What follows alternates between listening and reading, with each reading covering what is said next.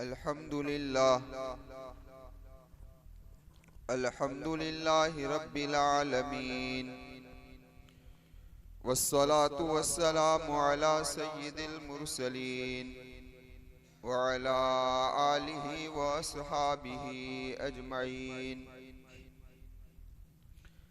अऊज़ु बिल्लाहि मिनश शैतानिर रजीम। बिस्मिल्लाहिर रहमानिर रहीम। लइन शकरतुम लअज़ीदन्नकुम वलइन कफरतुम इन अज़ाबी लशदीद। सदक़ल्लाहुल अज़ीम। मुअज़्ज़ज़ सामीन किराम और पर्दा नशीन ख़वातीन, यह रमज़ानुल मुबारक का आखिरी जुमा है। न जाने आइंदा रमज़ान नसीब होगा या न होगा, ये अल्लाह ही बेहतर जानता है। लेकिन अल्लाह से दुआ करते हैं अल्लाह हमारी उम्रों में बरकत अता फरमाए और हमें रमज़ान मुबारक के जुमे नसीब फरमाए। इस जुमा के बारे में से बर्रे सगीर के अंदर ये बात मशहूर है कि ये जुमातुल वदा है, यानी रमज़ान को रुखसत करने वाला जुमा है। खैर, हमारे इस इलाके में ही मशहूर है, वरना उसकी कोई हकीकत नहीं है। न नबी करीम सल्लल्लाहु अलैहि वसल्लम से, न सहाबा किराम रिदवानुल्लाहि ताला अलैहिम अजमईन से। दूसरी बात आप हजरात के सामने ये अर्ज करनी है कि बाज़ लोग इस जुमा के अंदर बाज़ आमाल को खास कर लेते हैं। जैसे अभी एक नौजवान आया था पूछने के लिए कि मौलाना, क्लिप के अंदर सुना मोबाइल में कि जब रमज़ान का आखिरी जुमा होता है और कोई आदमी 4 रकात नफल पढ़ता है और पहली रकात में इन्ना आतैना इतनी मर्तबा पढ़ता है, वो तफसील बयान कर रहा था। तो सुना है क्लिप के अंदर, मैंने सुना कि ये अमल कर लेने से उसकी जिंदगी में जितनी नमाजें गई है सब माफ हो जाएगी। अच्छा है, बहुत अच्छा सौदा है ना, नॉर्मल सौदा है। मैंने कहा अल्लाह के बंदे ऐसा कुछ है नहीं। तो कहने का मकसद कुछ बातें चल पड़ी है कि इस जुमा को ये करो, ये करो, तो उससे ये हो जाएगा, ये हो जाएगा। ऐसा कुछ है बे नहीं। जो बात नबी करीम सल्लल्लाहु अलैहि वसल्लम से साबित है उस पर चलो और उसको पकड़ रखो, उसी के अंदर कामयाबी है। यह जरूर है कि रमज़ानुल मुबारक का आखिरी जुमा है और उसकी अहमियत है। अहमियत इस बिना पर नहीं है, हाँ, अहमियत किस बिना पर ये समझ लो कि रमज़ान का हर जुमा बरकतों वाला होता है और ये जुमा भी बरकतों वाला है। लेकिन ये दूसरे जुमा के मुकाबले में इसलिए बरकतों वाला है कि ऐसी बरकत वाला जुमा फिर एक साल तक आने वाला नहीं है। अब आइंदा साल तक इंतजार करते रहो रमजान के जुमे की, तब मिलेगा। वो भी मेरी और आपकी तकदीर में लिखा हुआ तो मिलेगा। तो बात साफ है कि जो कोई ऐसी कीमती चीज हो कि जो अब एक साल तक इंतजार करनी पड़ती हो, तो उसकी कदर करनी चाहिए। तो अब उसके कुछ लम्हात बाकी है, एक तो बच चुका है, 5-6 घंटे बाकी है। तो मुझे आपसे दरख्वास्त है कि हम इन 5-6 घंटों की कदर करें और दिल के अंदर इस तसव्वुर के साथ कदर करें कि अल्लाह, हो सकता है कि रमजान का ये जुमा मेरी जिंदगी का आखिरी जुमा भी हो सकता है। तो आदमी जब इस तसव्वुर के साथ करेगा तो इंशाअल्लाह उसकी इबादत के अंदर भी क्या आएगी, हुजूरी आएगी। खैर, अब ये रमजान खत्म हो रहा है तो कुछ बातें आप हजरात के सामने अर्ज करनी।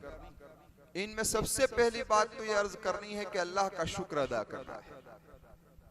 इसीलिए मैंने कुरान करीम की आयत करीमा आप हजरात के सामने पेश की, लइन शकरतुम लज़ीदन्नकुम।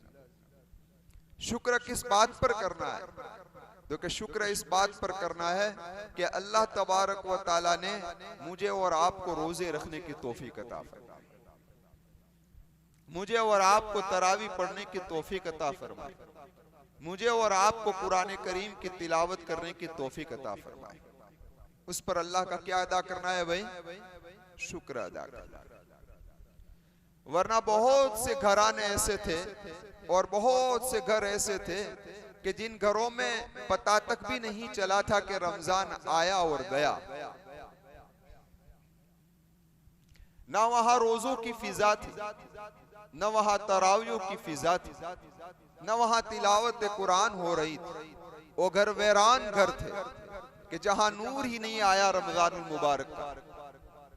तो अल्लाह तबारक व ताला ने मुझे और आपको ऐसे घरों से हिफाजत फरमा ली, ऐसे घरों से हिफाजत फरमा ली और कुछ आमाल करने की जो टूटी फूटी सही लेकिन तौफीक अता फरमा ली। तो उस पर अल्लाह का शुक्र अदा करेंगे इंशाअल्लाह कि अल्लाह तेरा शुक्र है। इसलिए मेरे नौजवानों, जब भी कोई इबादत हो जाए, छोटी सी इबादत हो या बड़ी इबादत हो, फौरन अल्लाह का शुक्र अदा करो। अल्लाह तेरा शुक्र है, मैं इस काबिल नहीं था, मैं इस काबिल नहीं था कि मुझसे ये सजदा हो सके, मुझसे ये नमाज हो सके, मुझसे ये हो सके, बस आपने करवा लिया, तेरा शुक्र है। एक बात। अब रही दूसरी बात कि इन इबादतों की नाकदरी न करे। अब नाकदरी का मतलब क्या है? तो कि नाकदरी का मतलब ये आदमी कहता फिरता है मुझसे तो कुछ हुआ ही नहीं है। क्या कहता है? मुझसे तो कुछ हुआ ही नहीं। अपने तो रोजे भी क्या थे, समझे सब, बस सिर्फ भूखे प्यासे रहे और कुछ नहीं। अपनी नमाजें भी क्या थी, अपनी तरावी भी क्या थी, गोथे मार लिए और क्या थी, है ना? अपनी तिलावत क्या थी, बस पढ़ लिया थोड़ा, कुछ हुआ ही नहीं। ये नाकदरी है। ये क्या है भाई? नाकदरी। इबादत पर कभी नाकदरी नहीं करनी चाहिए कि मुझसे कुछ हुआ ही नहीं, बहुत कुछ हुआ है। क्या हुआ? बहुत, क्योंकि ये भी एक शैतान का हरबा है कि इस तरीके से हमारी इबादतों को ज़ाया करता है। इसलिए पहली बात जो हुआ उस पर शुक्र अदा करें, नाकदरी बिल्कुल न करें। बस अल्लाह तेरे फजल से हो गया, बस अब इतनी दरख्वास्त है कि आप कबूल कर लीजिए तो काम बन जाएगा। इसलिए हर आदमी इबादत के बाद अल्लाह से आमाल के कबूलियत की दुआ करता है। हजरत इब्राहिम ने बैतुल्लाह की तामीर की तो क्या कहा? रब्बना तकब्बल मिन्ना, ए अल्लाह कबूल कर ले। तो अब हमें भी इन आखिरी अय्याम के अंदर, आखिरी घड़ियों के अंदर इस बात को बार बार जुबान पर लाना है आखिरी घड़ियों में कि अल्लाह जो कुछ भी हुआ तेरे फजल से हुआ, जितना हुआ तेरे फजल से हुआ, जैसा हुआ तेरे फजल से हुआ, बस अब उसे कबूल कर ले। अब कबूल कर लिया तो इंशाअल्लाह हमारा काम बन गया। तो ये दो बातें हुई। तीसरी बात ये अर्ज करनी है कि कुछ तबका ऐसा था कि जिनको ना रोजों की तौफीक हुई, न तरावियों की तौफीक हुई, न किसी और की तौफीक हुई, तो उनके लिए भी दरवाजा खुला है, उनके लिए भी दरवाजा खुला है। लेकिन दरमियान में एक बात अर्ज कर दूं, चलो खैर अभी सुनते ही रहो, फिर बात अर्ज करेंगे। इनके लिए दरवाजा कौन सा खुला है? तो हम कहते हैं इनके लिए भी 2.5 दिन बाकी है। कितने दिन बाकी है? हाँ, ये मर्तबा इतवार को चांद होने के इम्कानात ज्यादा है 29 रोजों के, पीर के दिन ईद का होना ज्यादा मुमकिन है। खैर मैं अर्ज कर रहा था 2.5 दिन बाकी है, लेकिन याद रखिए ये 2.5 दिन भी बहुत बड़ी मुद्दत है। सिर्फ संवरने वालों के लिए एक लम्हा भी बहुत हो गया। क्या हो गया? अभी भी दिल में सिर्फ एहसास कर ले इस बात का कि अल्लाह ये रमजान तो मुझसे रोजे नहीं हुए, मुझसे तरावियां नहीं हुई, मुझसे तिलावत नहीं हुई, और ये रमजान में तो मैंने बहुत सारी कोताहियां कर दी है, लेकिन ये अल्लाह मैं तुझसे सच्ची और पक्की तौबा करता हूं, इंशाअल्लाह आइंदा रमजान को जाया व बर्बाद नहीं करूंगा। पक्की तौबा कर, और जो 2 दिन बचे उसकी भी कदर कर ले, रोजा रख ले, तरावी पढ़ ले और आइंदा के लिए पक्का अहद कर ले अल्लाह तबारक व तआला से, सच्चे दिल से तौबा कर लेगा, अल्लाह इंशाअल्लाह वो अनवारात उसे भी नसीब फरमा देगा जो रोजेदारों को अता फरमाया। कितना आसान सौदा है ना? इसलिए मायूस नहीं होना चाहिए।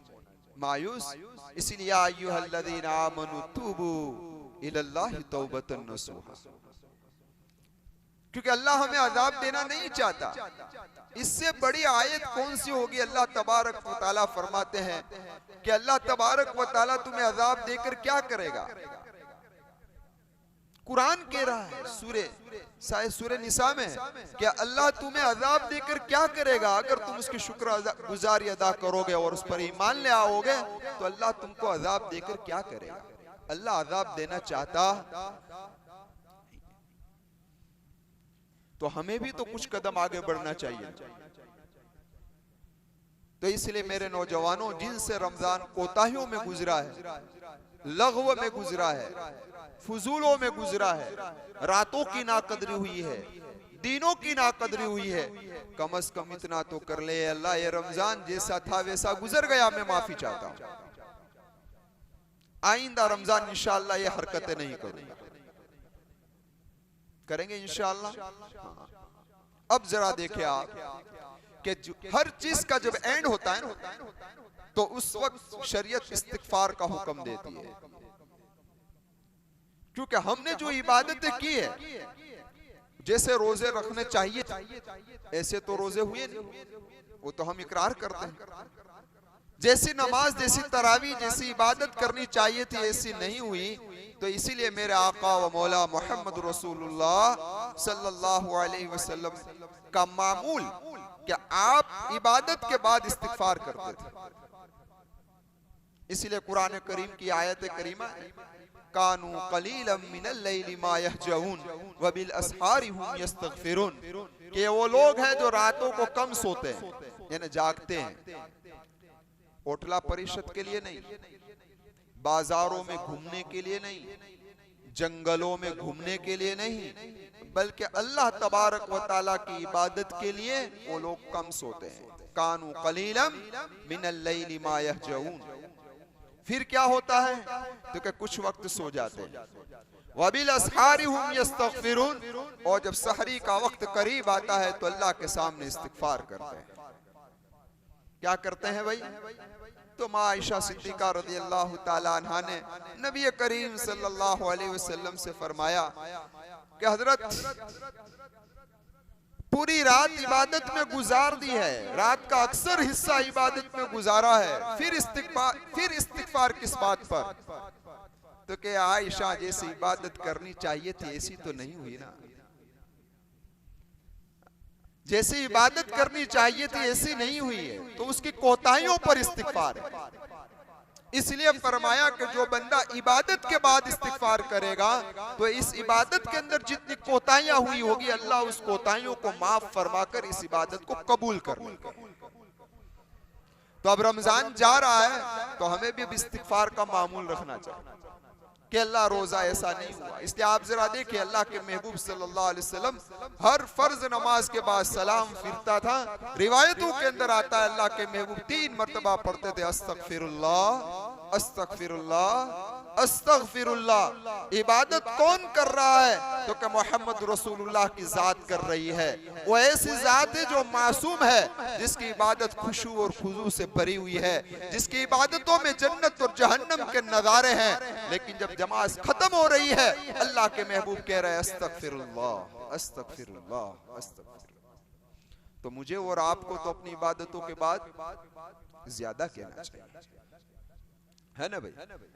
इसीलिए आपने देखा होगा अभी तो हमारे यहाँ से सिस्टम ही खत्म हो गई, लेकिन पुराने जमाने में यानी हमारे बूढ़े बैठे वो जानते हैं कि जब इफ्तारी का दस्तरखान सज जाता था, खुंचा लग जाता था, तो जुबान पर एक ही कलीमा आता था या वासी अल फजली इगफिरली, या वासी अल फजली इगफिरली। ए अल्लाह रोजा खत्म हो रहा है, रोजा जैसा रखना चाहिए था ऐसा मैंने नहीं रखा, इस्तिगफार कर रहा हूं। हर इबादत के इख्तिताम पर इस्तिगफार होता है।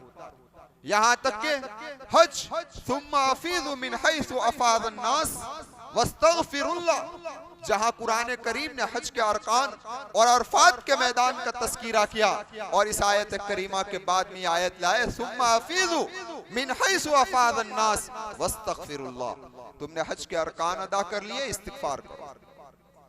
जैसा हज करना चाहिए था ऐसा हुआ। तो इसलिए मेरे नौजवानों आपसे गुजारिश है कि जो अब 2.5 दिन बचे हैं उसमें अपने आप को इस्तिगफार पर लाए कि अल्लाह जैसा करना चाहिए था, हाँ अल्लाह के सामने कहे कि जैसा करना चाहिए था ऐसा हुआ नहीं। बंदों को कहते मत फिर क्या जो जोए थे वो ना थी, जो क्या फायदा है उनसे कहने से, उनके सामने कहने से क्या फायदा है, कुछ मिल जाने वाला है, कुछ नहीं। अल्लाह को कहे कि जैसा करना था ऐसा हुआ नहीं, माफ कर दे। करेंगे कितने काम हुए भाई? हाँ, अब आगे एक काम और करना है।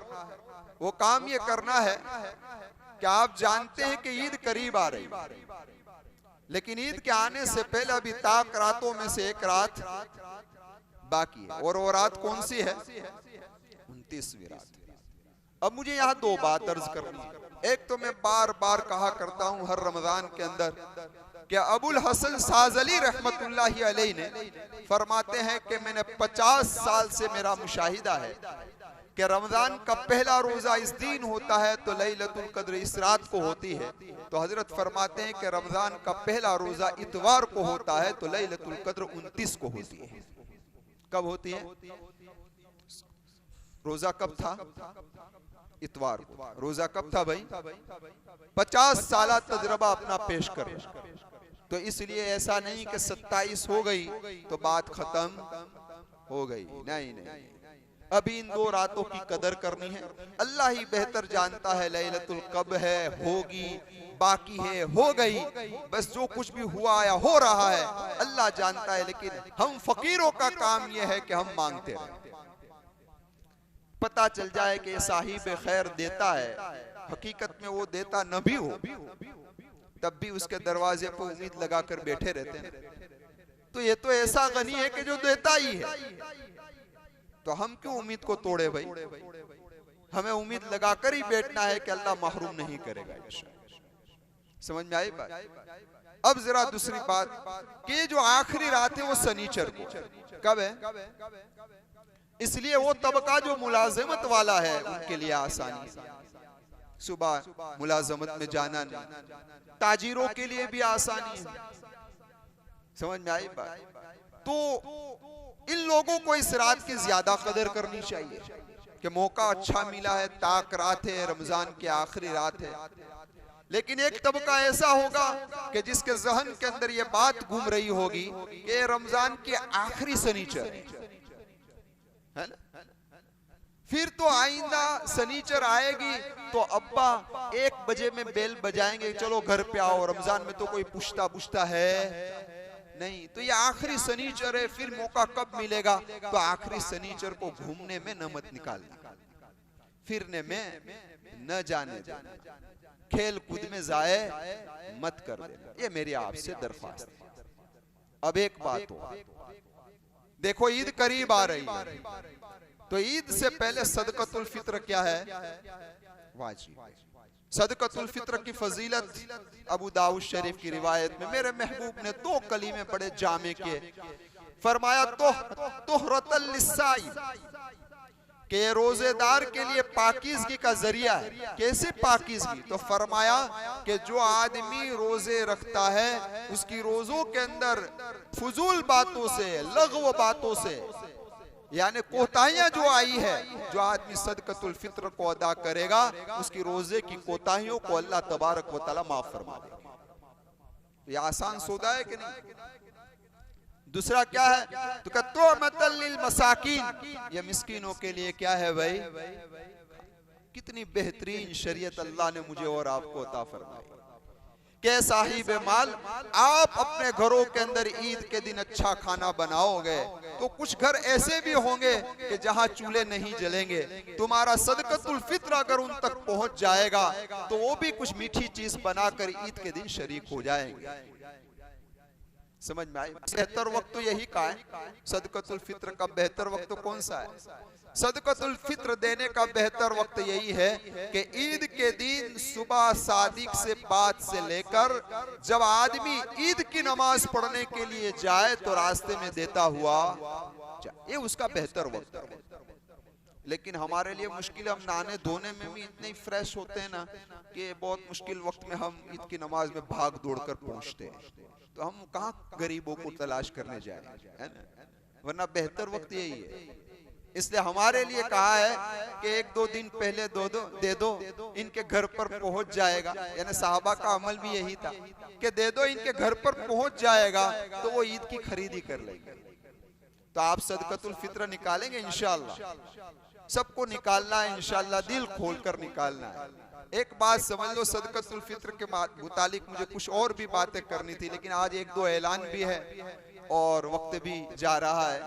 याद रखिए सदकतुल फित्र जो है गेहूं में से कितना है? आधा सा।